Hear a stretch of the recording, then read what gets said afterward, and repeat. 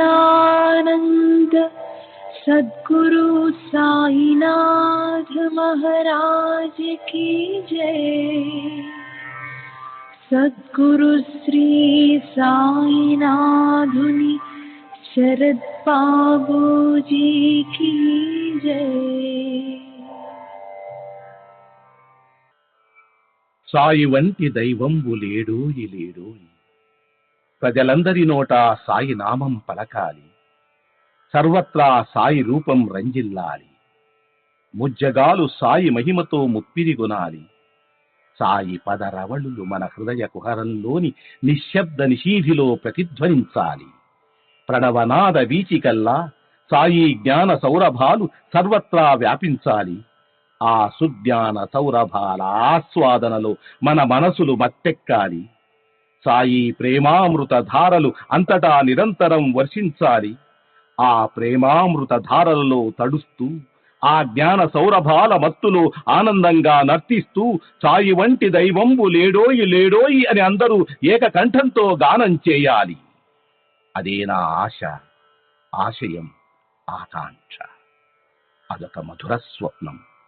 ఆ స్వప్న సాఫల్యం కోసం శ్రీ సాయినాథుని అనన్య ప్రేమతో, ఆర్ద్రతతో ప్రార్థించటమే మనం చేయగలిగింది, చేయవలసింది. శ్రీ బాబూజీ.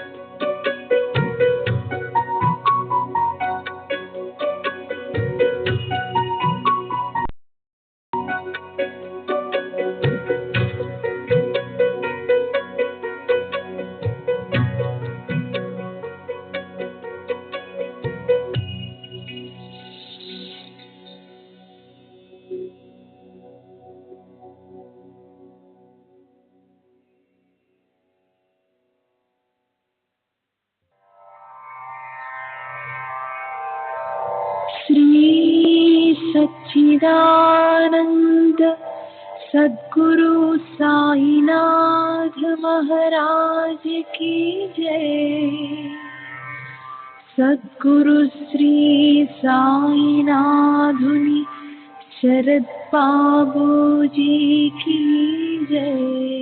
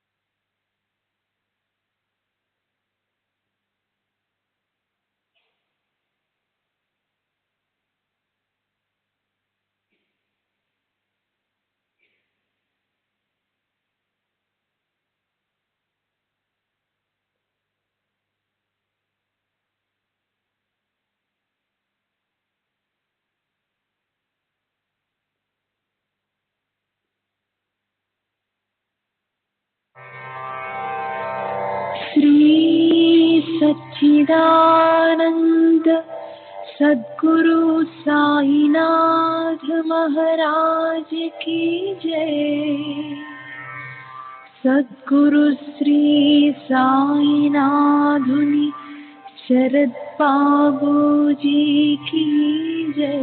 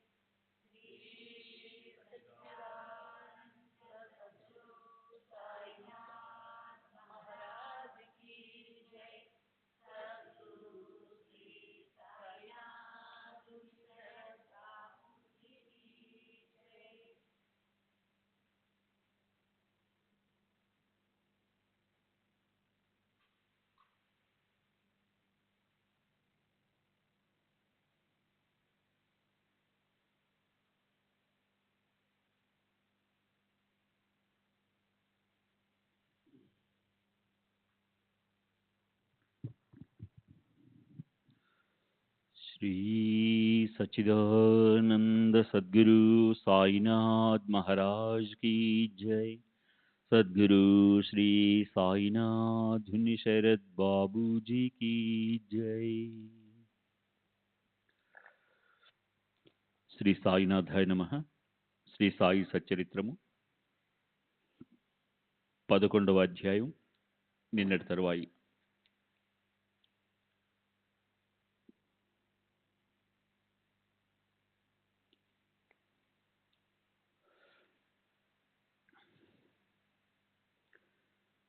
స్వయం నిరాకారులైన భక్తుల భావాలకు అనుగుణంగా అన్ని విధాల సకల పూజోపచారాలను స్వీకరించేవారు. ఒకరు వింజామర, మరొకరు వేవన వారికి వీచేవారు. కొందరు సన్నాయి, డోలు వగైరా వాద్యాలు వాయించేవారు. కొందరు పూజను సమర్పించేవారు. ఒకరు వారి హస్తాలు పాదాలు ప్రక్షాళన చేస్తే మరొకరు అత్తరు గంధం అద్దేవారు. ఇంకొకరు మహా నైవేద్యాన్ని జాజి జాపత్రి మొదలగు 13 పరిమళ వస్తువులతో కూడిన తాంబూలాన్ని సమర్పించేవారు. ఒకరు బొటన వేలితో శివలింగానికి పెట్టేలా అడ్డబొట్లు పెట్టేవారు. మరొకరు కస్తూరి కలిపిన సుగంధ చందనాన్ని రాసేవారు. ఒకసారి తాత్యా సాహెబ్ నోల్కర్ స్నేహితుడు డాక్టర్ పండిత్ అనే పేరు గల వ్యక్తి సాయిబాబా దర్శనానికి వచ్చాడు. షిరిడీలో అడుగుపెట్టగానే ముందుగా మసీదుకి వెళ్లి బాబాకు ప్రణమిల్లి కొంతసేపు ప్రశాంతంగా కూర్చున్నాడు. దాదా బొట్టు వద్దకు వెళ్ళు అంటూ బాబా అతనికి తమ చేత్తో దారిని చూపించారు. పండిత్ దాదా వద్దకు వెళ్ళాడు. దాదా అతనిని సముచితంగా ఆహ్వానించాడు. ఆ తరువాత దాదా బాబా పూజకు బయలుదేరి మీరు వస్తారా అని అడిగాడు. దాదా వెంట పండిట్ వెళ్ళాడు. దాదా బాబా పూజను చేశాడు. బాబాకు గంధం బొట్టు పెట్టడానికి అప్పటి వరకు ఎవరూ సాహసించలేదు. ఏ భక్తుడైనా సరే బాబా తమ నుదుట గంధం రాయిలిచ్చేవారు కాదు. మహల్సాపతి మాత్రం వారి కంఠానికి చందనం పూసేవాడు. ఇతరులు వారి పాదాలకు పూసేవారు. కానీ అమాయకుడు భావికుడైన ఈ పండితుడు చందనం గిన్నెను తన చేతిలోకి లాక్కొని సాయి మస్తకాన్ని పట్టుకుని త్రిపుండ్ర రేఖలను దిద్దాడు. అతని ధైర్యాన్ని చూసి దాదా మనసులో పండిట్ సాహసానికి బాబా కోపోగ్రుడవుతారని కలవరపడ్డాడు. కానీ అలా జరగకూడనిది జరిగినా బాబా ఒక్క ముక్కైనా అనలేదు. సరిగదా? చాలా ప్రసన్నంగా కనిపించారు. పండిట్ను అసలు కోపగించలేదు. దాదా మనసులో చింత. అయినా ఆ వేళను గడవనిచ్చాడు. అదే రోజు సాయంకాలం ఇలా అడిగాడు. మేము మీ నుదుట గంధంతో తిలకం దిద్దాలని ఎంత ఉత్సాహపడినా మమ్మల్ని తాకనివ్వరు కదా. మరి ఈ ఉదయం ఏం జరిగింది? మా తిలకం మీకు నచ్చదు కానీ ఆ పండిత్ త్రిపుండ్ర రేఖలు మీకు ఇష్టమయ్యాయా? ఏమిటి వింత? ఇదేం సమంజసంగా లేదు అని అన్నాడు. అప్పుడు బాబా మందహాసవదనంతో ప్రేమగా దాదాతో పలికిన మధుర వచనాలను అందరూ శ్రద్ధగా వినండి. దాదా, అతని గురువు బ్రాహ్మణుడు. నేను ముసల్మాన్ జాతీయుణ్ణి. అయినా అతడు నన్ను తన గురువు వలె భావించి పూజ చేశాడు. నేను చాలా పవిత్ర బ్రాహ్మణుడను, ఇతడు అపవిత్ర జాతిలోని ముసల్మాన్ కదా, ఇతనిని ఎలా పూజించడం అని అతడు అసలు సందేహించలేదు. అలా నన్ను తన వశం చేసుకున్నాడు. అక్కడ నా ఉపాయం ఏమి సాగక నేను అతనిని వద్దని వారించలేకపోయాను. ఆ విధంగా నన్ను తన స్వాధీనం చేసుకున్నాడు. ఇలాంటి సమాధానాన్ని విని దాదాకు అది కేవలం వినోదంగా అనిపించింది. కానీ దానిలోని ఇంగితాన్ని తర్వాత తెలుసుకున్నాడు. బాబా యొక్క అర్థం కాని పద్ధతి దాదా మనసులో బాగా నాటుకుంది. పండిట్తో ముచ్చటించాక విషయం విశదమైంది. దోపేశ్వర్లో రఘునాథ్ అన్న సిద్ధుడు కాకా పురాణిక్ అన్న పేరుతో ప్రసిద్ధి చెందాడు. శిష్యత్వ రుణానుబంధం కారణంగా పండిత్ వారి పాదాల యందు భక్తి కలిగి ఉన్నాడు. అతడు బాబాను తన గురువైన కాకగా భావించాడు. అతనికి ఎట్లా అనుభవమైంది. మనసులో ఉండే భావాన్ని బట్టి భక్తి ప్రభావం కూడా ఉంటుంది. అలా బాబా తమ మనసుకు నచ్చినప్పుడే సర్వోపచారాలు చేయించుకునేవారు. లేదా పూజా పళ్ళెములను త్రోసిపుచ్చి నరసింహావతారాన్ని ప్రదర్శించేవారు. ఈ రూపాన్ని ప్రకటించినప్పుడు వారి వద్ద నిలబడే ధైర్యం ఎవరికి ఉంటుంది? వారు మరలా శాంతించే వరకు అంతా ప్రాణభయంతో పరిగెత్తేవారు. బాబా ఒకప్పుడు అకస్మాత్తుగా కోపంతో భక్తులపై నిప్పులు జరిగేవారు. మరొకప్పుడు మైనం కంటే మెత్తగా శాంతిక్షమల మూర్తి భవించినట్లు ఉండేవారు. ఒకప్పుడు కాలాగ్ని రూపంగా భాషించి భక్తులను ఖడ్గధారపై నడిపించేవారు. మరొకప్పుడు వెన్నగంటే సున్నితంగా ఆనంద వృత్తిలో వెలసిల్లుతున్నట్లు ఉండేవారు. కళ్ళు ఎర్రగా చేసి కోపంతో అటు ఇటు ఊగిపోతున్నా వారి కడుపులో కన్న తల్లికి బిడ్డలపై ఉండే కారుణ్య ఝరి ఉండేది. క్షణంలో వారి కోపం తగ్గిపోగానే భక్తులను పిలిచి, నేనెవరిపైనా కోపించినట్లు నాకు తెలియదు. తల్లి బిడ్డలను తరిమేస్తే సముద్రం నదులను వెనుకకు మరలిస్తే నేను మిమ్మల్ని తరిమేస్తాను. అప్పుడు అహితం చేస్తాను. నేను నా భక్తులకు అంకితుణ్ణి. నేను భక్తుల వద్దనే ఉంటాను. నేను ఎల్లప్పుడూ ప్రేమ కోసం తప్పిస్తూ భక్తుల పిలుపుకు బదులు పలుకుతాను అని అనేవారు. ఈ కథాభాగాన్ని రాస్తుంటే పైన చెప్పిన దానికి సంబంధించిన మరొక కథ సహజంగా గుర్తుకొచ్చింది. ఉదాహరణగా చెప్తాను, శ్రోతలు శ్రద్ధగా వినండి. కళ్యాణ్ నివాసి అనే సిద్దిక్ పాల్కి అని పేరు గల ఒక ముసల్మాను మక్కా మదీనా యాత్రలు చేసి షిరిడీకి వచ్చాడు. వృద్ధుడైన ఆ హాజీ ఉత్తరాభిముఖంగా ఉన్న చావడిలో దిగాడు. మొదట 9 నెలలు అతనిపై బాబా ప్రసన్నులు కాలేదు. అతనికి కాలం కలిసి రాలేదు.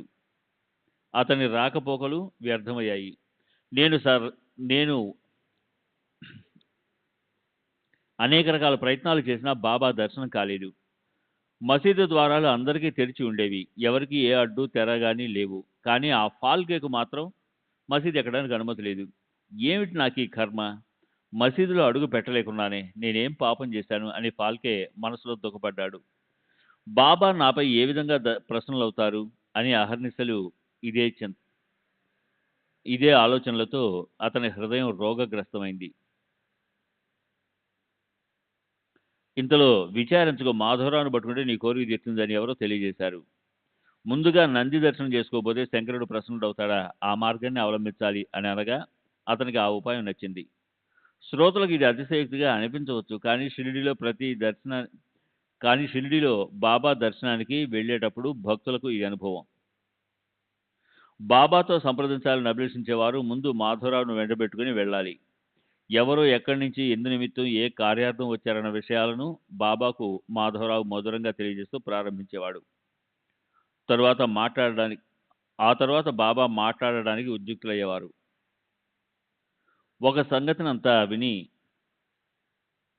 ఆ సంగతినంతా విని హాజీ మాధవరావును ఒకసారి ఈ తపనను తొలగించు, దుర్లభమైన బాబా దర్శనాన్ని కలిగించని బ్రతిమాలాడు. అలా మాధవరావును వేడుకోగా అతడు కష్టమైనా సరే ప్రయత్నించి చూడాలని అనుకున్నాడు.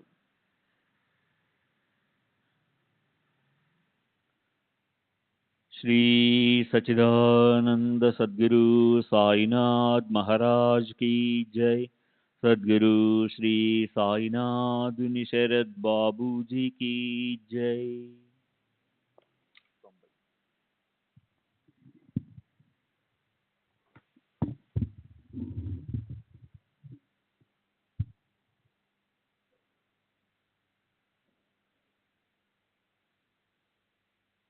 ధైర్యాన్ని కూడబట్టుకొని మసీద్కి వెళ్ళాడు. చాలా మెల్లగా, బాబా, ఆ వృద్ధుడు చాలా బాధపడుతున్నాడు, అతనిని కరుణించండి. హాజీ మక్కా మదీనా యాత్ర చేసి షిరిడీకి తమ దర్శనానికి వచ్చాడు. అతనిపై దయ చూపడం లేదు ఎందుకు?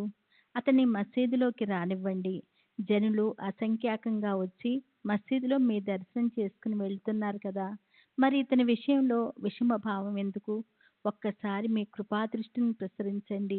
అతన్ని మసీదులో మిమ్మల్ని కలుసుకోనివ్వండి. తన మనసులోని మాటను చెప్పుకొని వెంటనే వెళ్ళిపోతాడని చెప్పాడు.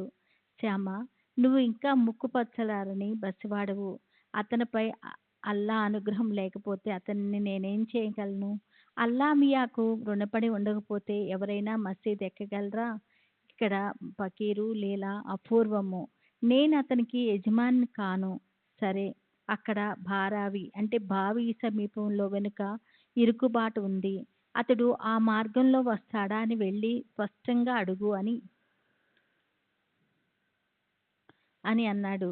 ఎంతటి కష్టమైన మార్గమైన వస్తాను. నేను వారిని ప్రత్యక్షంగా కలుసుకోవాలి.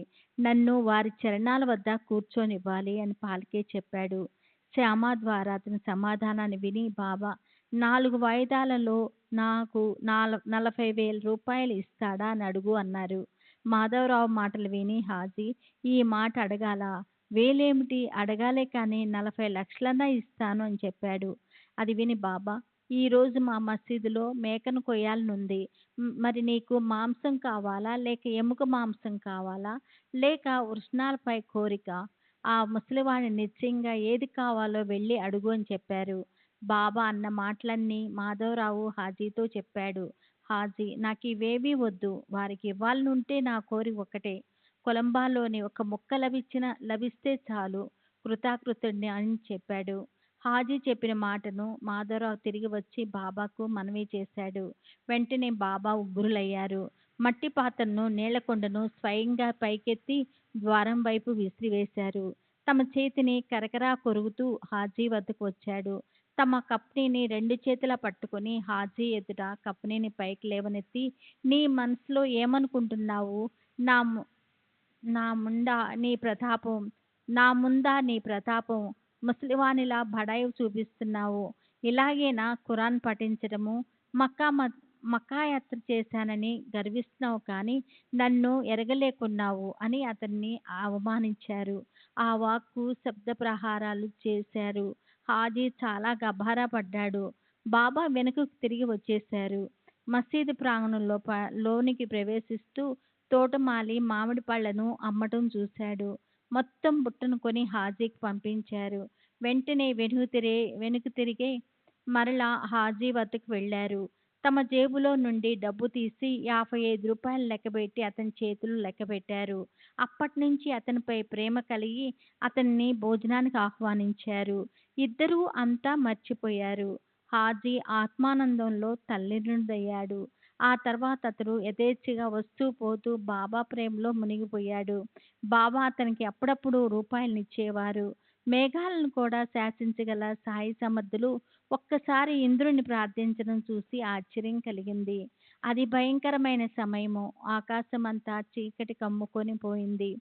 జుమ్ జుమ్ మారుతం వీస్తుంటే పశువులకు పక్షులకు భీతి వాటిల్లింది. సూర్యుడు అస్తమించి సాయంకాలమైంది. అకస్మాత్తుగా సుడిగాలి వీచి అది ప్రబలమై భయంకరమైన సంచలనం రేగింది. మేఘాలు, ఉరుములు, విద్యుత్లతలు, మెరుపులు, గాలి యొక్క భయంకర శబ్దము, పెద్ద వర్షము, ముసలిధారలతో మేఘాల వర్షం, టప్టప్మని వడగళ్ల చప్పుడు. గ్రామస్తులు భయపడిపోయారు. దూడలు, పశువులు అరవసాగాయి. బికార్లు, భిక్షగాళ్ళు మసీద్ సూరు కింద తలదాచుకోవడానికి వచ్చారు. పశువులు, దూడలు కూడా మసీదులో ఒక దగ్గరకు చేరాయి. మసీదు కిక్కిరిసి వేసింది. నలువైపులా నీరే. గడ్డి కొట్టుకొని పోయింది. కళ్ళాల్లోని పంటంతా తడిచిపోయింది. జనము ఆందోళన పడ్డారు. గ్రామస్తులంతా గబారా పడిపోయి మసీదులోని సభామండపంలోకి వచ్చి నిండిపోయారు. కొందరు మసీద్ చూరు క్రింద ఉండి బాబాతో మొరపెట్టుకున్నారు. జోగులాంబ, జాకలాంబ, మరడమ్మ, శని, శంకరుడు, అంబాబాయి, మారుతి, ఖండోబా, మహల్సామ్మ వగైరా దేవీ దేవతలు షిరిడీలో ఎన్నో చోట్ల ఉన్నారు. కానీ కష్ట పరిస్థితిలో ఉన్న గ్రామస్తులను ఏ ఒక్కరూ అక్కడికి రాలేదు. మాట్లాడుతూ, నడుస్తూ, పరిగెత్తుతూ వారి కష్టాల్లో ఆడుకునేది ఒక్క సాయియే. వారికి ఏ కోడో లేక మేకో అవసరం లేదు. 1-2 రూపాయలు అవసరం లేదు. వారు కేవలం భక్తిని ఆశిస్తూ కష్టాలను తుడిచేస్తారు. ఆ బీభత్సవానికి ప్రజలు భీతి చెందడం గమనించిన సాయి మహారాజు అమితంగా కరిగిపోయారు. తమ ఆసనం నుండి లేచి ముందుకు వచ్చి మసీదు అంచున నిల్చున్నారు. మేఘాల ఉరుములతో ఆకాశం దద్దరిల్లిపోతుంది. ఉరుములు ఉరిమి మెరుపులు మెరుస్తున్నాయి. సాయి మహారాజు అక్కడి నుంచి గట్టిగా ఉచ్చస్వరంతో కేకలు వేశారు. భగవంతునికి తమపై కంటే తమ భక్తులపైనే, సాధు సత్పురుషులపైనే ప్రేమ. అందువల్ల దేవుడు వారు చెప్పినట్లు చేస్తారు. భక్తుల కోసమే అవతరిస్తారు. భక్తుల మొర విని వారిని రక్షించవలసిందే. భక్తుల భావాన్ని గుర్తుంచుకొని తమ ఇచ్చిన మాటను నిలబెట్టుకుంటారు. బాబా యొక్క కేకలు శబ్దం విని విచిత్రంగా మసీదు కదిలిపోతుందా అన్నట్లుగా అందరి చెవులు దిబ్బిళ్ళు పడిపోయాయి. ఆ పెద్ద శబ్దము పర్వతాలలో ప్రతిధ్వని వలె మసీదులో, మందిరాల్లో ప్రతిధ్వనించింది. మేఘ గర్జనలు, వర్షధారలు ఆగిపోయినాయి. బాబా యొక్క పెద్ద పెద్ద కేకలతో సభా మండపం అంతా అదిరిపోయింది. భక్త మండలి బీదితో గబారా పడ్డారు. తమ తమ స్థలాల్లో ఊరికే ఉండిపోయారు. నిజంగా బాబా లీల వర్ణించతరం కాదు. వర్షం ఆగింది. వెంటనే గాలి కూడా తగ్గింది. మబ్బులు చెదిరిపోయాయి. తుఫాన్ మెల్లగా మందగించింది. నక్షత్రాలు కనిపించసాగాయి. అంధకారం తొలగిపోయింది. ఆ తర్వాత వర్షము, తుఫాన్, గాలి పూర్తిగా తగ్గిపోయాయి. ఆకాశంలో చంద్రుడు కనిపించాడు. అందరికీ ఆనందం కలిగింది. ఇంద్రునికి దయ కలిగించిందనిపించింది. సత్పురుషుల వాక్కును నిలబెట్టాలి కదా మరి. వాతావరణం శాంతించగానే మేఘాలు 12 దిశలుగా వెళ్ళిపోయినాయి. వర్షం తగ్గింది. గాలి మందమందంగా వీచింది. ఉరుములు పూర్తిగా ఆగిపోయాయి. పశువులకు, పక్షులకు ధైర్యం వచ్చింది. దూడలు, పశువులు ఇళ్ల చూరల క్రింద నుంచి బయటకు వచ్చి నిర్భయంగా తిరగసాగాయి. పక్షులు కూడా ఆకాశానికి ఎగిరిపోయాయి. భయంకర పరిస్థితి నుండి రక్షించిన బాబా యొక్క ఉపకారాన్ని గ్రహించి జనులంతా తమ తమ ఇళ్లకు వెళ్ళిపోయారు. పశువులు కూడా ధైర్యంగా వెళ్ళిపోయాయి. ఈ విధంగా మూర్తిభవించిన కరుణాయే కరుణ రసమే సాయి. వారు బిడ్డల గురించి కన్నతల్లి వలె కలవరపడతారు. భక్తుల యందు వారికున్న అత్యంత ప్రేమను నేనెంతని గానం చేయను. సాయిబాబాకు అగ్నిపై కూడా ఇటువంటి ప్రభావమే ఉంది. ఈ విషయంలో శ్రోతలు ఒక సంక్లిప్త కథను శ్రద్ధగా వింటే బాబా యొక్క అపూర్వ శక్తి అర్థమవుతుంది. ఒకసారి మధ్యాహ్నం సమయాన ధునిలో అగ్ని బాగా అంటుకుంది. ఆ అగ్ని జ్వాలలు కల్లోలంగా బయటకు లేస్తుంటే ఆ సమయంలో ఎవరు ఉండగలరు? ప్రచండంగా మండుతున్న అగ్నిజ్వాల శిఖలు మసీదు పైకప్పును తాకుతున్నాయి. ఆ క్షణం మసీదు నుండి బూడిదైపోతుందేమో అనిపించింది. జనమంతా చింతిస్తుంటే బాబా మాత్రం ప్రశాంతంగా ఉన్నారు. ఏమిటా ఈ బాబా యొక్క వైఖరి అని జనమంతా ముక్కు మీద వేలేసుకున్నారు.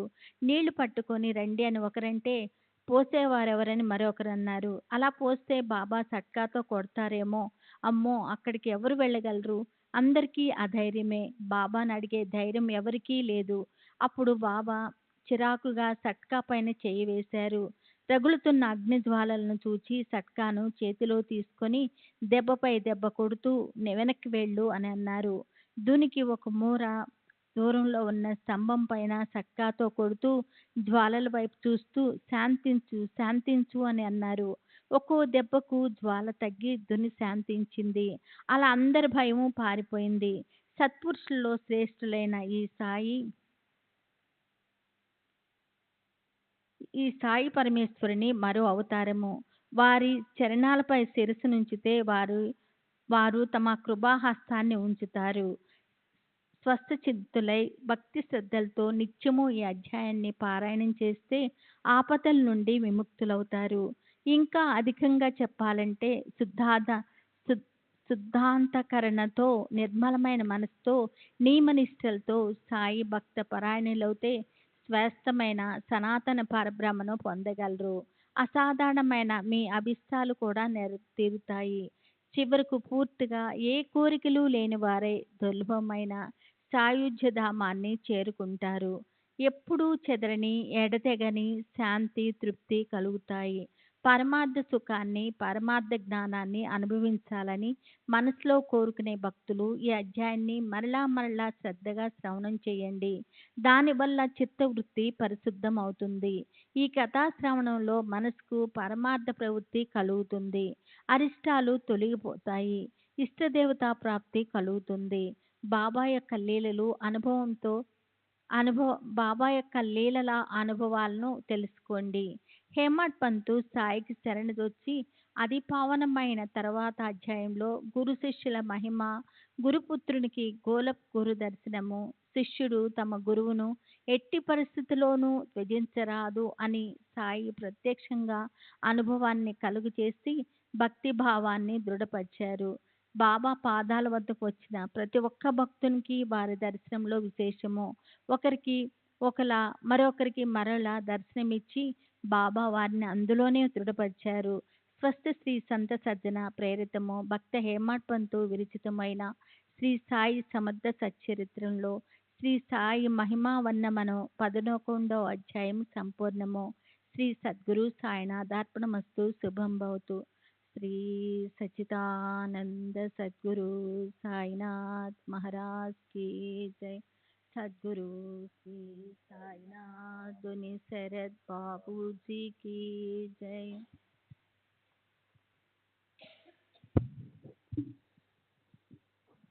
శ్రీ సచ్చిదానంద సద్గురు సాయినాథ్ మహారాజ్ కీ జై. సద్గురు శ్రీ సాయినాథుని శరత్ బాబూజీ కీ జై. శ్రీ సాయి సచ్చరిత్ర 12వ అధ్యాయము. శ్రీ గణేశాయ నమ, శ్రీ సరస్వే నమ, గురుభ్యో నమ, శ్రీ కులదేవతాయ నమ, శ్రీ సీతారామచంద్రభ్య నమ, శ్రీ సద్గురు సాయినాథాయ నమ. జయ జయ సద్గురు సాయినాథ, మీ చరణాలలో శిరస్సు నుంచి నమస్కరిస్తున్నాను. మీరు ఎల్లప్పుడూ నిర్భీకరమైన ఆత్మస్వరూపంలో లీనమై ఉండి మీ శరణుజొచ్చిన వారిని కరుణిస్తారు. సచ్చిదానంద సచ్చిదానంద ఆనందకంద మీరు భవభయ కష్టాలకు లోనైన వారికి సుఖాలను కలిగిస్తారు. మరియు అద్వితీయ బోధనతో దైవత్వాన్ని ఛేదించి మందబుద్ధులను కూడా తరింపచేస్తారు. అంతటా పూర్ణంగా వ్యాపించి ఉన్న ఆకాశం వలె మీ స్వరూపాన్ని చిత్రించుకొని అనుభవించేవారు భాగ్యవంతులు. సాధువులు, సంరక్షణులు మరియు దుర్జనులను సమూలకంగా నశింపచేయటానికి పరమేశ్వరుని అవతారం. కాని ఇది సత్పురుషుల పట్ల వేరు. వీరికి సాధువులు కాని వారు అంతా సమానమే. ఒకరు ఎక్కువ ఒకరు తక్కువ అన్న భేదభావాన్ని వీరు ఎరుగరు.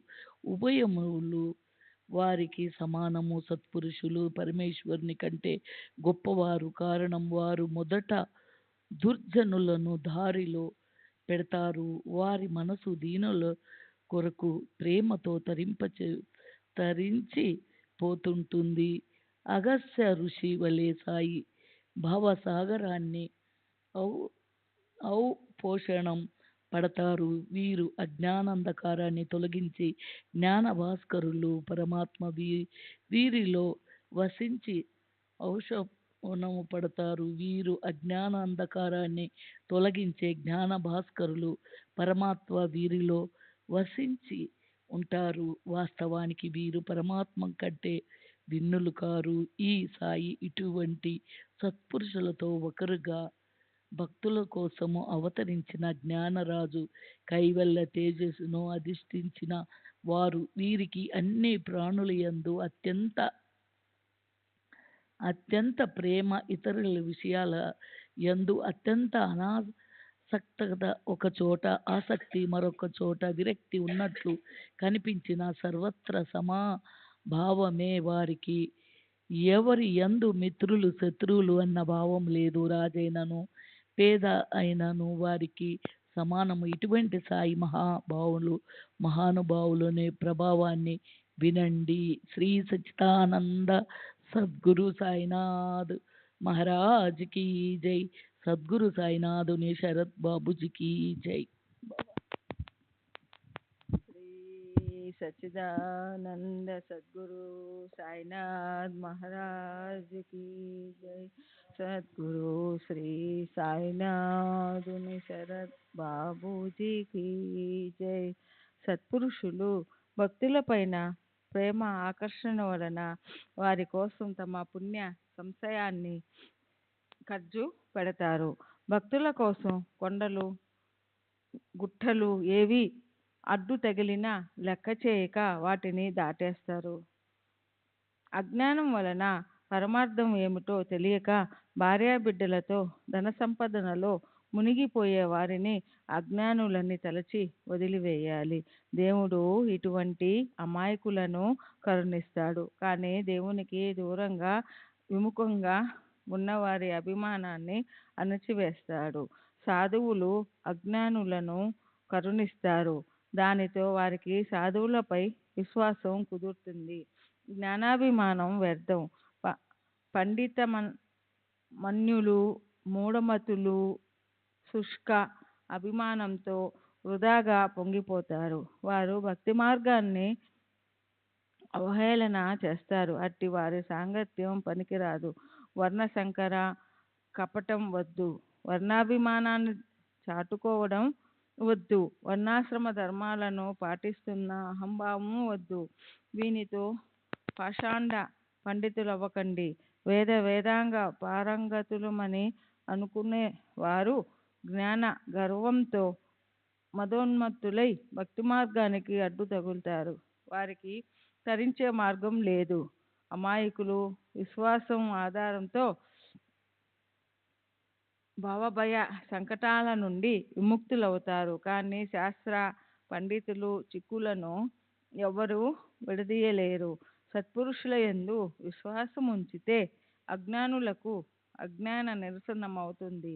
జ్ఞానాభిమానులకు సంశయాలు తొలగిపోయి సద్భావం ఉత్పన్నమవుతుంది. ఒకసారి ఒక విచిత్రమైన ఘటన సంభవించింది.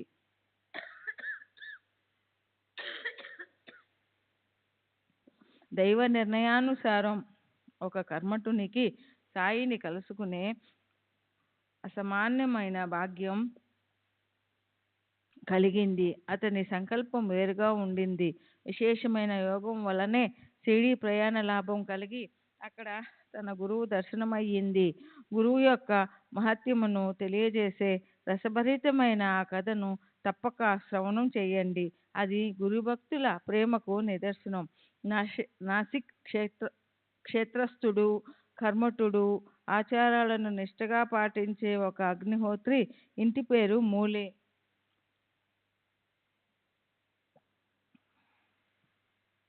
పూర్వ పుణ్యబలంతో ఒకసారి షిరిడీకి వచ్చాడు. ఎంతో పుణ్య సంశయం లేకపోతే ఎవరూ కూడా షిరిడీలో క్షణమైనా నిలవలేరు. ఎవరిదైనా ఎంతటి దృఢ నిశ్చయమైనా బాబా సముఖంతో ఏవి సాగవు.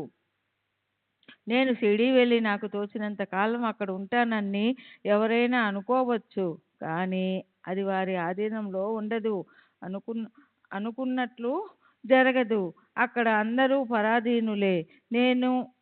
నేననే అహంభావంతో దేనిని నిశ్చయించుకోలేక అలసిపోయారు. బాబా తమ ఇష్టానుసారం ప్రవర్తించే ఒక స్వతంత్ర దైవం. వారి ఎదుట ఇతరుల అహంకారం కరిగిపోతుంది. మన వంతు వస్తేనే గాని బాబాకు మనం గుర్తుకు రాము. వారి గుణగణాల వర్ణన మన చెవులకు సోకదు. ఇక వారిని దర్శించుకోవడం, స్మరించడం ఎక్కడిది? అనేకులు సాయి సమర్థుని దర్శనానికి వెళ్ళాలని సంకల్పించుకున్నా సాయి నిర్వాణ పర్యంతం వారికి ఆ యోగం కలగలేదు. తర్వాత పోదాం అని అనుకుంటూ కాలయాపన చేసిన వారికి ఏవో అడ్డంకుల వలన ప్రయాణం కుదరలేదు. ఇంతలో బాబా సమాధి చెందారు. ఇవాళ పోదాం, రేపు పోదాం అని అనుకుంటూ ఆఖరుకు బాబా యొక్క ప్రత్యక్ష దర్శన భాగ్యాన్ని పోగొట్టుకుని చివరకు పశ్చాత్తాపపడ్డారు. బాబా దర్శన అభిలాష తీరని వారు ఈ కథల యందు విశ్వాసం ఉంచి భక్తి శ్రద్ధలతో వింటే పాలకు బదులు మజ్జిగ లభించినట్లు బాబా యొక్క దర్శన పిపాస కొంత తీరుతుంది. అయితే విశ్వాసం ఒకటే ఉండాలి. భాగ్యం కొద్ది షిరిడీ వెళ్ళి బాబా దర్శన స్పర్శన సుఖాలను పొందిన వారు అక్కడ బాబా ఉంచితే తప్ప తమ ఇష్టానుసారం అక్కడ ఉండగలిగేవారా? బాబా ఉంచాలి కానీ ఎవరైనా తాము తలచినట్లుగా వెళ్ళి అక్కడ ఉండాలనుకున్నా ఉండలేరు. బాబా అనుమతి ఉంటేనే ఉండాలి. వెళ్ళిపోమ్మంటే తిరిగి వెళ్ళిపోవాల్సిందే. ఒకసారి కాకా మహాజని ఒక వారం రోజులు షిరిడీలో ఉండాలన్న కోరికతో ముంబై నుండి వెళ్ళారు. అక్కడ చావడి అందంగా అలంకరించబడి ఉంది. బాబా ఎదుట ఉయ్యాల వేడాల కట్టబడి ఉంది. భక్తులు శ్రీకృష్ణ జన్మోత్సవంలో ఆనందంగా నృత్యం చేస్తున్నారు. ఆ గోకులాష్టమి పండుగ వైభవాన్ని ఆనందంగా కల్లారా తిలకించాలని కాక ఆ శుభ సందర్భంన షిరిడీకి వచ్చాడు. మొదట బాబా దర్శనానికి వెళ్ళగా బాబా అతనిని మీ ఇంటికి ఎప్పుడు వెళ్తున్నావో అని అడిగారు. కాక ఆశ్చర్యపోయాడు. వచ్చి రాగానే ఇదేం ప్రశ్న అని కాక తనలో విస్మయం చెందాడు. షిరిడీలో ఒక వారం రోజులు ఉండాలని అతని కోరిక. బాబా స్వయంగా అడిగినప్పుడు మరి ఆ జనులు జవాబు ఇవ్వాలి కదా. దానికి కూడా బాబాయే సూచించినట్లు బాబా ఎప్పుడు ఆజ్ఞ ఇస్తే ఆజ్ఞను శిరసా వహించి వారికి పాదాభివందనం చేసి కృష్ణాష్టమి వంటి పండుగ రోజే బయలుదేరారు. ఊరు చేరుకొని కార్యాలయానికి వెళ్ళి చూడగా అక్కడ అతని యజమాని కాక ఎప్పుడు తిరిగి వస్తాడా అని అతని రాకకు నిరీక్షిస్తున్నాడు. అకస్మాత్తుగా గుమస్తాకు జబ్బు చేయడం వలన యజమానికి కాకా యొక్క అవసరం తప్పనిసరి అయి అతనిని వెంటనే రమ్మని షిరిడీకి ఉత్తరం రాశాడు. కాకా షిరిడీ నుండి బయలుదేరాక పోస్టు మనిషి వాకాబు చేసి ఉత్తరాన్ని త్రిప్పి పంపగా అది కాకా ఇంటికి వచ్చింది. దీనికి విరుద్ధంగా ఉన్న మరో చిన్న విషయాన్ని వినండి. భక్తులకు తమ శ్రేయస్సు ఏమిటో తెలియదు, కానీ బాబాకు అది స్పష్టంగా తెలుసు. నాసిక్లో బాబూసాహెబ్ ధూమల్ పేరుగల ప్రసిద్ధి చెందిన వకీలు, బాబా యందు భక్తి ప్రేమ కలవాడు. ఓసారి అతడు కేవలం బాబా దర్శనంకే వచ్చాడు. అతి త్వరగా దర్శనం చేసుకొని బాబా పాదాలకు వందనం చేసి విభూతిని, వారి ఆశీస్సులను తీసుకొని వెంటనే వెళ్ళిపోవాలని అతని ఉద్దేశం.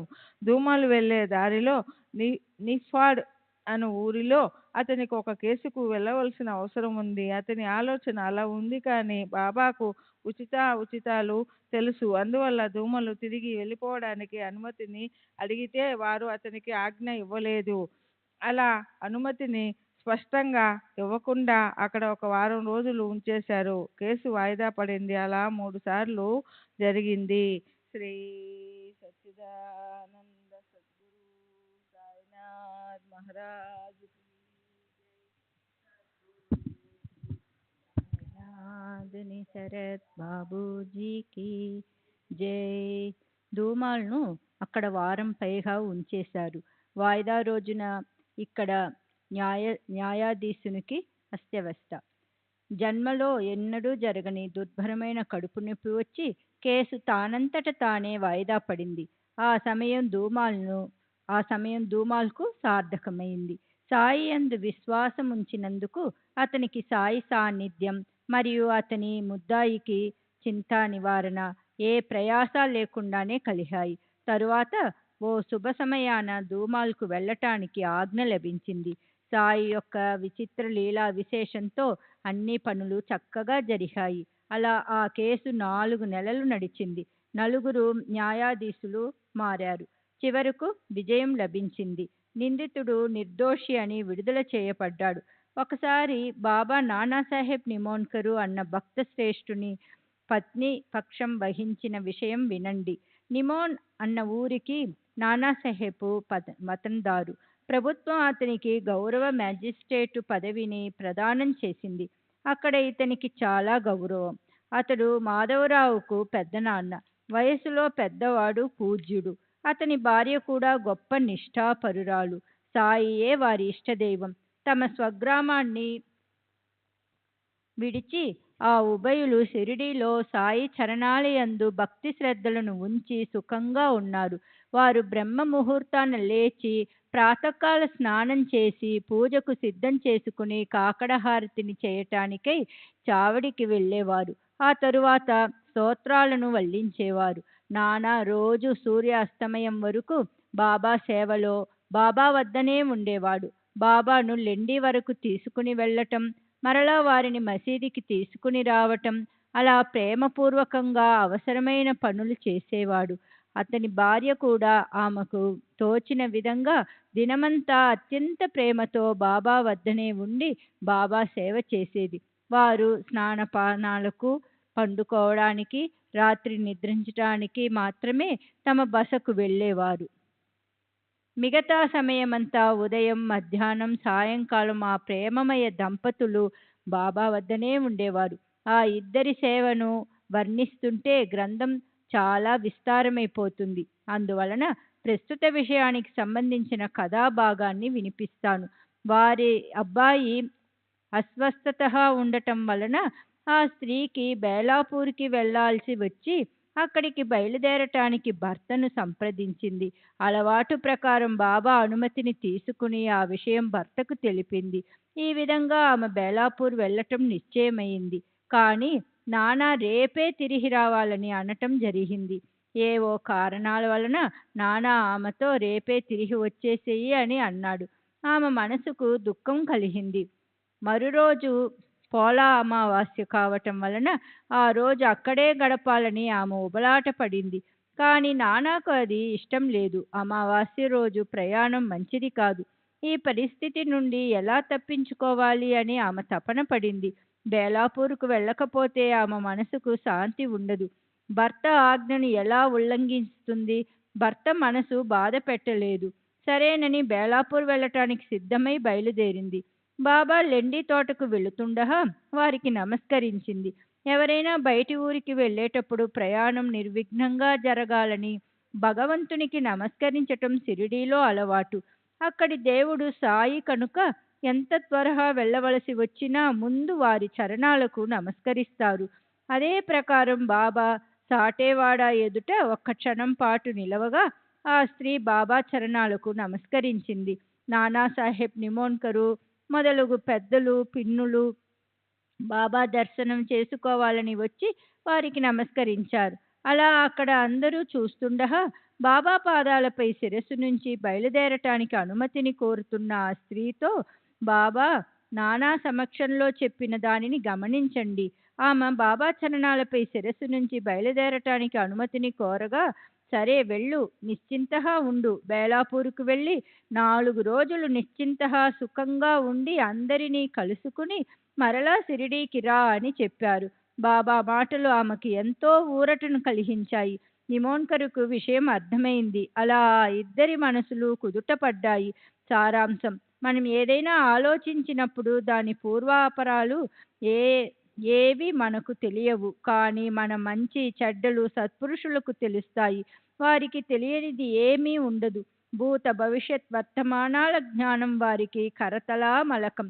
అందువలన వారి ఆజ్ఞానుసారం ప్రవర్తిస్తే భక్తులు సుఖ సంపన్నులవుతారు. ఇప్పుడు కథానుసంధానం: బాబా ములేను కరుణించి అతనికి గురుదర్శనాన్ని కలిగించిన ముఖ్య కథను చెప్తాను. శ్రీమంతుడైన బాపూసాహెబ్ బూటిని కలుసుకుని వెంటనే తిరిగి వెళ్ళిపోవాలని ములే తలచాడు. అది అతని ఉద్దేశమైన బాబా సంకల్పం వేరు. ఆ చమత్కారంలోని అర్థాన్ని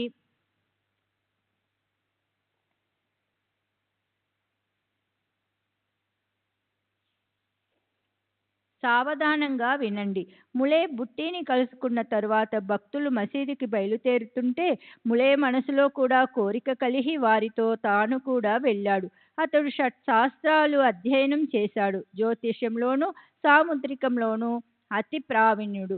బాబా దర్శనంతో ఆనందించాడు. భక్తులు ప్రేమగా బాబాకు పాలకోవా, బత్తాసులను, బర్ఫీని, కొబ్బరికాయలు, నారింజ మొదలగు పళ్లను, పలహారాలను ప్రేమతో అర్పిస్తున్నారు.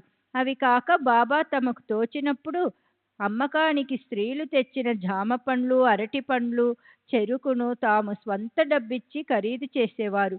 తమ స్వంత డబ్బుతో మామిడి పళ్ళ బుట్టలను కొనేవారు. అరటి పళ్ళను కూడా చాలా తెప్పించి తమకు ఇష్టం వచ్చినట్లుగా భక్తులకు పంచేవారు. ఒక్కో మామిడి పండును 2 చేతులలోనూ పట్టుకుని నలిపి మెత్తబడినాక భక్తులకు ఇచ్చేవారు. మామిడి పండు పెదవులకు తగలగానే గిన్నెలో నుంచి వచ్చినట్లు రసమంతా ఒక్కసారిగా కడుపులోకి వెళ్ళిపోయేది. ఇక తొక్క టెంక పారవేయటమే. అరటిపళ్ళ విషయం అదో వింత. భక్తుల లోపలి పదార్థాన్ని తీసుకుంటే బాబా వాని తొక్కలను సేవించేవారు. ఎంతటి అద్భుతమైన లీల!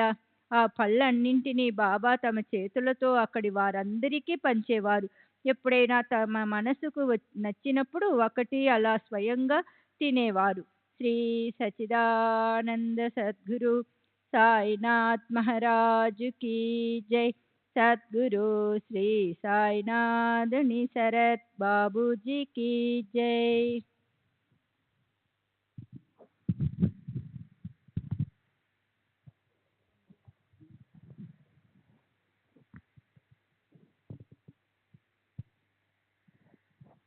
శ్రీ సచ్చిదానంద సద్గురు సాయినాథ్ మహారాజ్ కీ జై. సద్గురు శ్రీ సాయినాథుని శరత్ బాబూజీ కీ జై. ఆ పద్ధతి ప్రకారం ఆ రోజు బాబా కేవలం భక్తుల కోసమే అరటి పండ్ల బుట్టను కొని పంచిపెడుతున్నారు.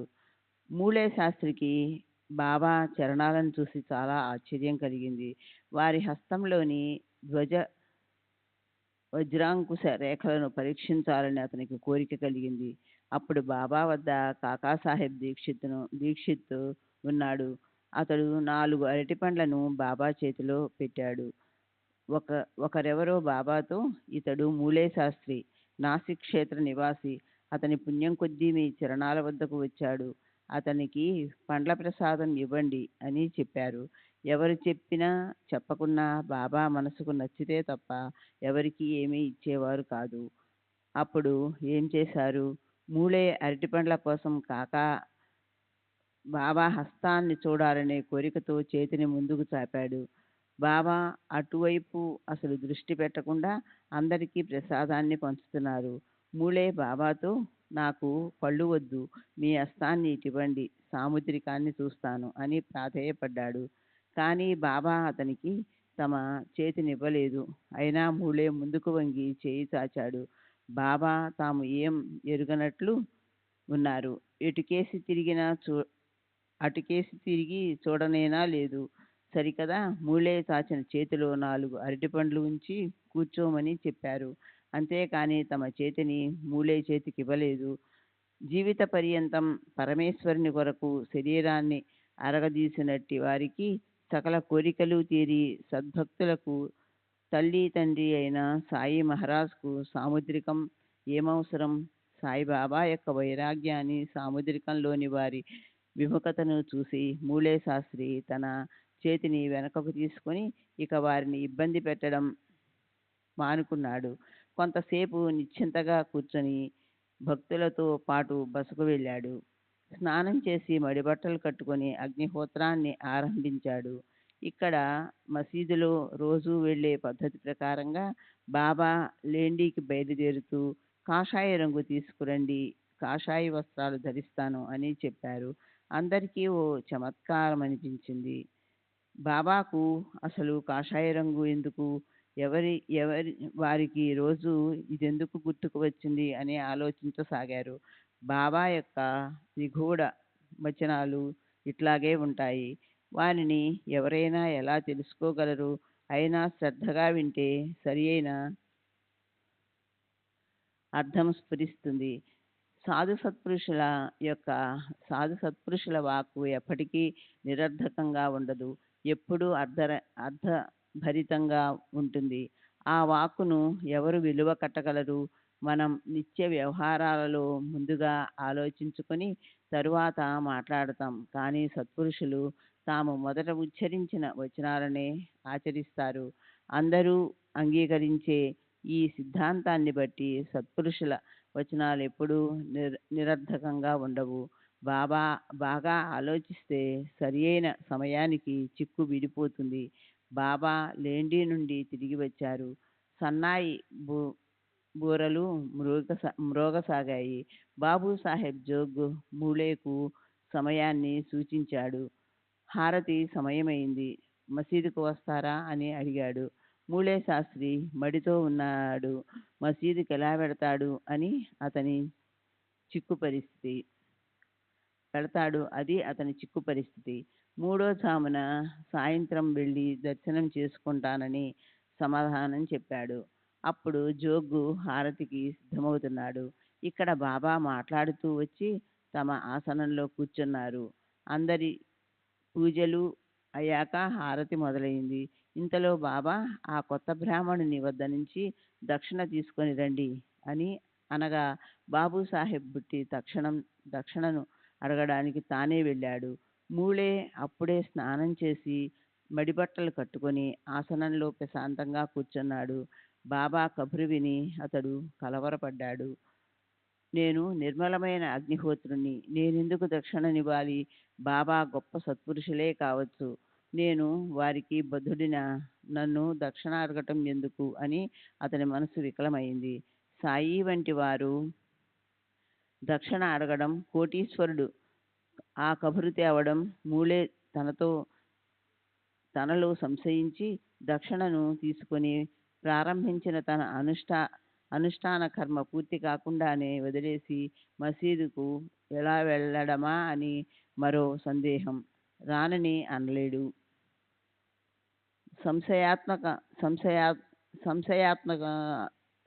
సంశయాత్మలకు నిశ్చయమంటూ ఉండదు. నిశ్చింతగా ఉండలేరు. వారి చిత్తం ఎప్పుడూ డోలాయమానం అవుతుంది.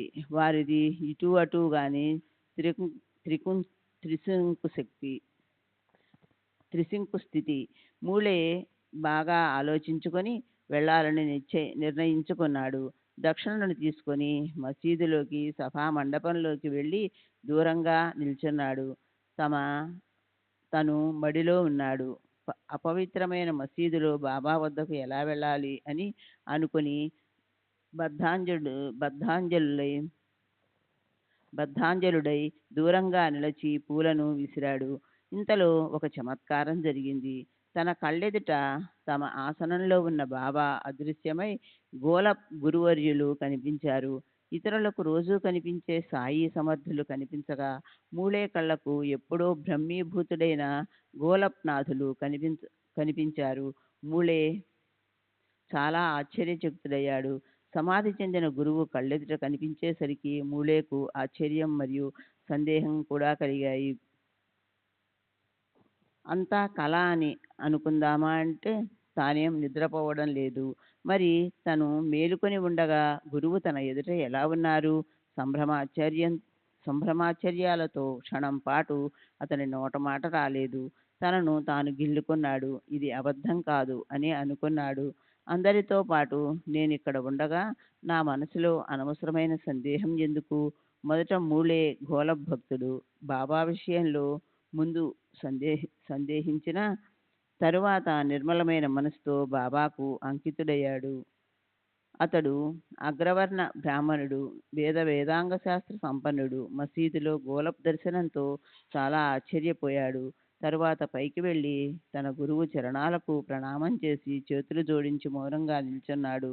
సన్యాసి వలె కాషాయ వస్త్రాలు ధరించిన గోలప్ స్వామిని చూసి మూళే వెంటనే పరిగెత్తి వెళ్ళి వారి చరణాలను కౌగలించుకున్నాడు. శ్రీ సచ్చిదానంద సద్గురు సాయినాథ్ మహారాజ్ కీ జై. సద్గురు శ్రీ సాయినాథుని శరత్ బాబూజీ కీ జై.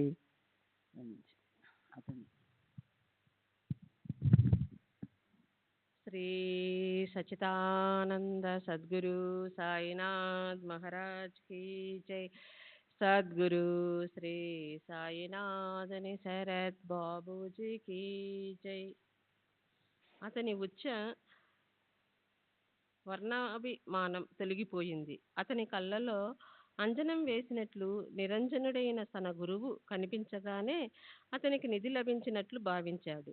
చిత్తంలోని వికల్పాలు తొలగిపోయి బాబాపై ప్రీతి కలిగింది. అర్ధ నిమిలిత నేత్రాలతో సాయి పాదాలను తదేకంగా చూడసాగాడు. అనేక జన్మల పుణ్యం ఫలించి సాయి పాదదర్శనమే వారి చరణతీర్థ స్నానంతో అతనికి దైవ సాన్నిధ్యం లభించినట్లు అయింది. దూరం నుండి పూలు విసిరిన వ్యక్తి బాబా పాదాల మీద శిరస్సు నుంచగా అకస్మాత్తుగా ఏమిటి వింత అని భక్తులు ఆశ్చర్యపడ్డారు. అందరూ బాబా హారతిని పాడుతుంటే మూలే గోలప్ గారి నామాన్ని బిగ్గరగా చెప్పసాగాడు. ఉచ్చస్వరంతో వారి హారతినే గానం చేస్తూ వారి ప్రేమలో విలీనమైపోయాడు. అతని మడి మాయమైపోయింది. అంటూ ముట్టు ఆలోచన తొలగిపోయి సాయికి సాష్టాంగ ప్రణామం చేశాడు. ఆనందంతో అతను కళ్ళు మూసుకున్నాడు. లేచి కళ్ళు తెరిచి చూస్తే గోలపు స్వామి అదృశ్యమై వారి స్థానంలో సాయి సమర్థులు దక్షిణను అడుగుతూ కనిపించారు. బాబా యొక్క అపార శక్తిని, వారి ఆనంద స్వరూపాన్ని చూసి అతని చిత్తం స్తంభించిపోయింది. మూలే తనను తాను మరిచిపోయాడు. సాయి మహారాజు కౌశల్యాన్ని గని అతనికి ఆకలి తప్పులు హరించుకుని పోయాయి. తన గురువు యొక్క దర్శన సుఖం మూలేకు పరమానందాన్ని కలిగించింది. అతని మనసు సంతృప్తి చెందింది. ఆనందాశ్రువులు కారగా బాబా చరణాలకు నమస్కరించాడు.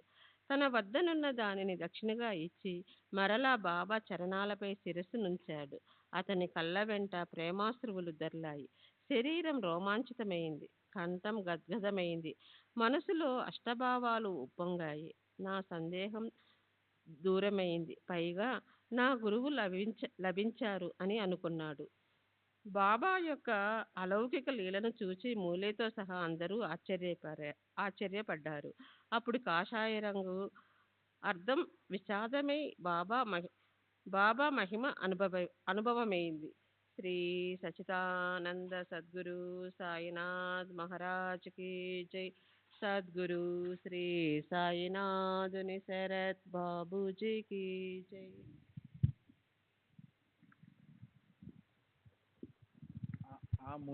ఆ మూలేయే ఆ సాయి మహారాజే. ఆ మహారాజు కళ ఎవరు తెలుసుకోగలరు? వారి లీల అగాధం.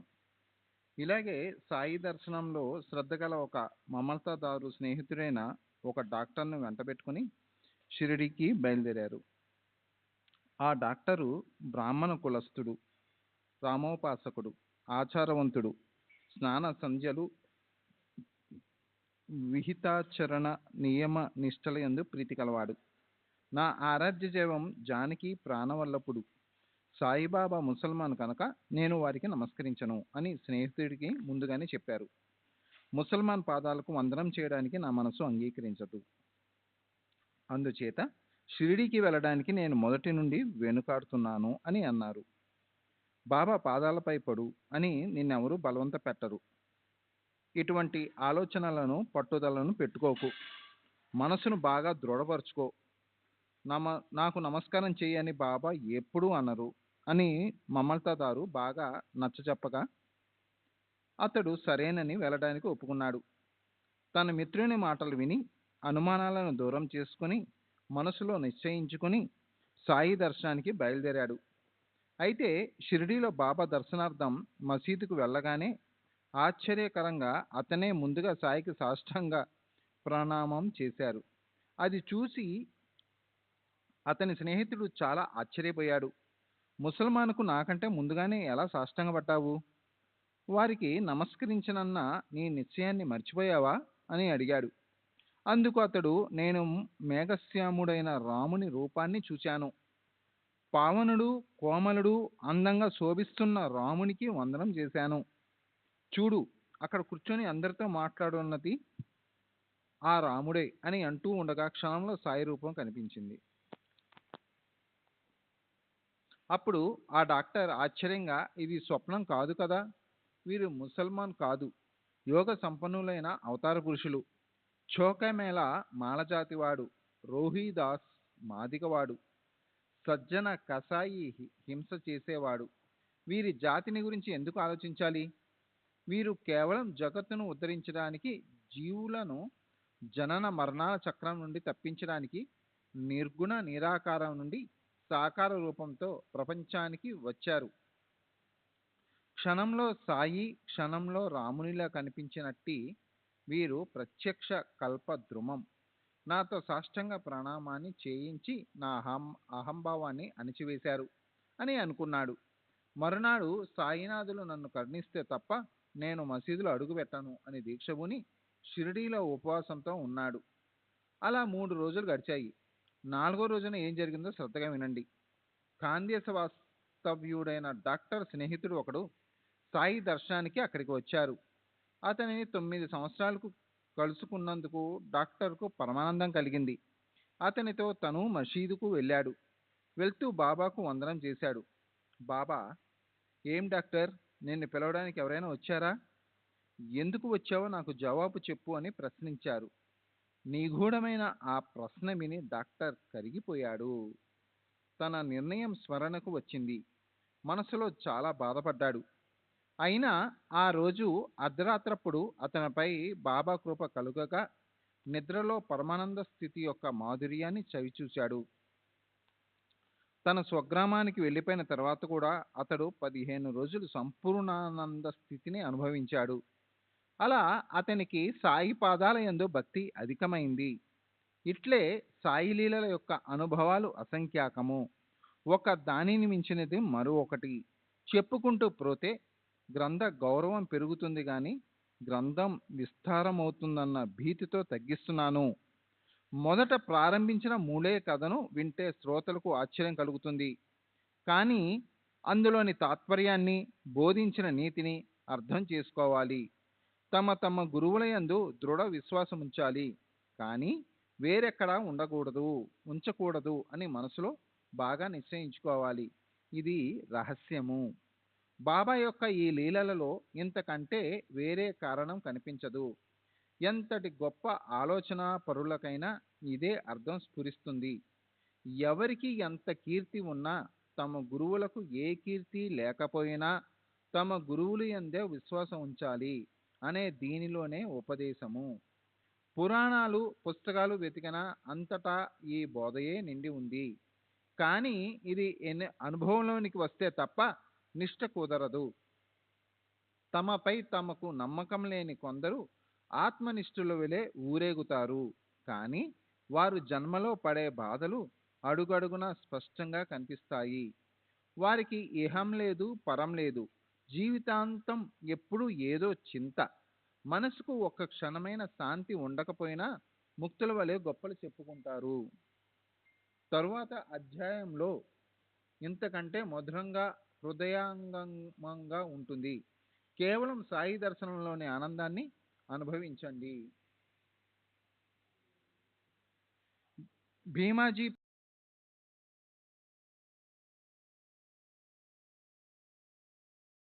దర్శనంతో భక్తులను పాపరహితులను చేసి వారి ఐహిక కోరికలను తీర్చుతూ ఆధ్యాత్మిక అవసరాలను కూడా ప్రసాదిస్తారు. యోగుల దృష్టిపాతంతో నాస్తికుల పాపాలు కూడా తొలగినప్పుడు ఇక ఆస్తికుల పాపాలు సహజంగానే పోతాయి. పరతత్వంతో బుద్ధి స్థిరపడి అపరోక్షానుభవం కలిగిన వారి దృష్టి పడగానే దుస్తర పాపాల నుండి తరింపబడతారు. ఇటువంటి బాబా యొక్క కళ అర్థం కాదు. బాబా మీ పట్ల ప్రేమ కలిగి ఉన్నారని తెలుసుకుని జ్ఞానులు, అజ్ఞానులు అందరూ పరిశుద్ధమైన మనసుతో పవిత్రంగా శ్రవణం చేయండి. భక్తి ప్రేమలందు శ్రద్ధ ఎక్కడ ఉంటుందో, ఎక్కడ బాబా యందు మనస్సులో ప్రీతి ఉంటుందో అక్కడే నిజమైన తప్పన, అక్కడే శ్రవణానందం ఉంటాయి.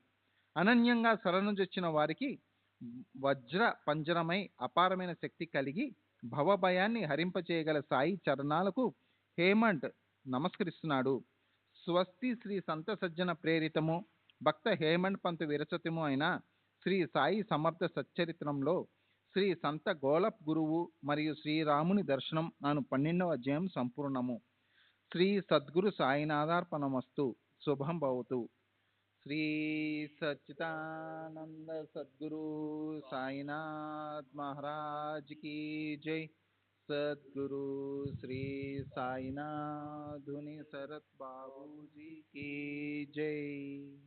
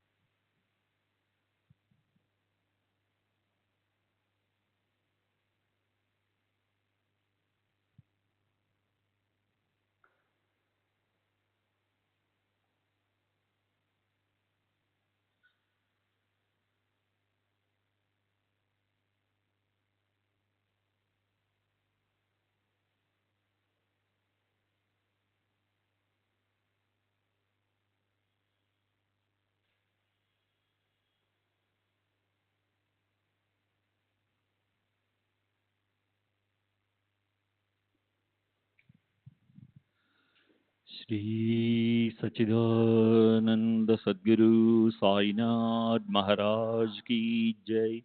सद्गुरु श्री साईनाथ धुनि शरद बापू जी की जय. साई रहम नजर करना, बच्चों का पालन करना. साई रहम नजर करना, बच्चों का पालन करना. जाना तुमने जगत पसार, सब ही झूठ जमाना. जाना तुमने जगत पसार, सब ही झूठ जमाना. साई रहम नजर करना, बच्चों का पालन करना, साई रहम नजर करना, बच्चों का पालन करना। मैं अंधा हूँ बंदा आपका, मुझसे पथ दिखलाना। मैं अंधा हूँ बंदा आपका, मुझसे पथ दिखलाना। साई रहम नजर करना, बच्चों का पालन करना। साई रहम नजर करना, बच्चों का पालन करना। दास गण कहे अब क्या बोलूं, थक गई मेरी रसना। दास गण कहे अब क्या बोलूं, थक गई मेरी रसना। साई रहम नजर करना, बच्चों का पालन करना। साई रहम नजर करना, बच्चों का पालन करना। रहमो नजर करो अब मोरे साई, तुम बिना नहीं मुझे माँ बाप बाई। रहमो नजर करो मैं आंधा हूँ बंदा तुम्हारा, मैं आंधा हूँ बंदा तुम्हारा। मैं ना जानू, मैं ना जानू, मैं ना जानू, अल्लाह इलाही। रहमो नजर करो, रहमो नजर करो अब मोरे साई, तुम बिना नहीं मुझे माँ बाप बाई। रहमो नजर करो काली जमाना मैंने गमाया, काली जमाना मैंने गमाया। साथी आखिर का, साथी आखिर का, साथी आखिर का, तुम बिना कोई। रहमो नजर करो, रहमो नजर करो अब मोरे साई, तुम बिना नहीं मुझे माँ बाप बाई।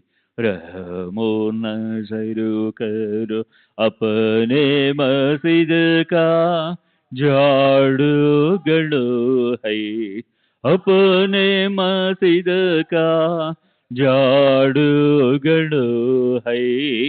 मालिक हमारे, मालिक हमारे, मालिक हमारे, तुम बाबा साई। रहमो नजर करो, रहमो नजर करो अब मोरे साई, तुम बिना नहीं मुझे माँ बाप बाई। रहमो नजर करो। श्री सच्चिदानंद सद्गुरु साईनाथ महाराज की जय। सद्गुरु श्री साईनाथ निशरद बाबू जी की जय।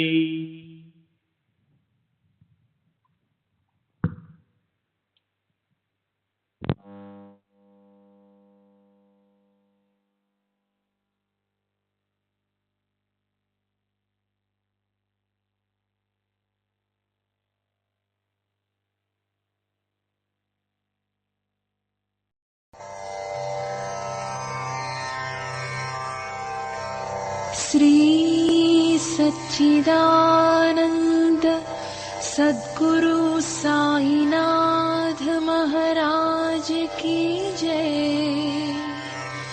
सद्गुरु श्री साईनाथुनि